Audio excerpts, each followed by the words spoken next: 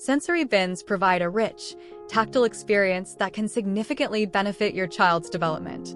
By engaging in play that stimulates their senses, children can explore textures, colors, and smells in a controlled environment. These activities support cognitive growth, fine motor skills, and sensory processing.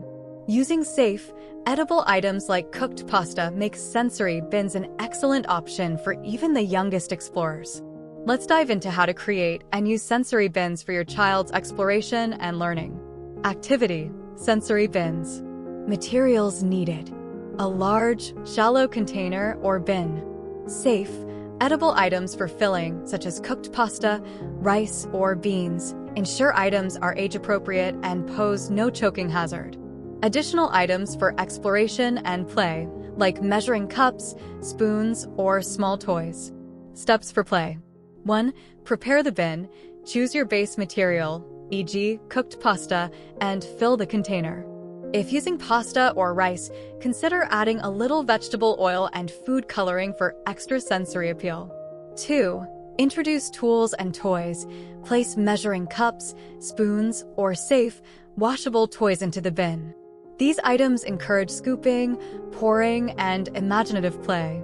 3. Encourage exploration. Let your child explore the bin at their own pace. Guide them to feel the textures, scoop and pour the materials, or hide and find toys within the bin. 4. Interactive play. Engage with your child by asking questions about how the materials feel or by suggesting simple tasks.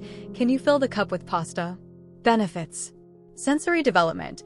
Exploring different textures and materials stimulates the senses and enhances sensory processing. Fine motor skills. Grasping, scooping, and manipulating items within the bin strengthen fine motor skills and hand-eye coordination. Cognitive growth. Sensory bins encourage curiosity, problem-solving, and cognitive development as children learn about cause and effect. Language skills. Discussing the items in the bin, their textures, and actions involved enriches vocabulary and language skills.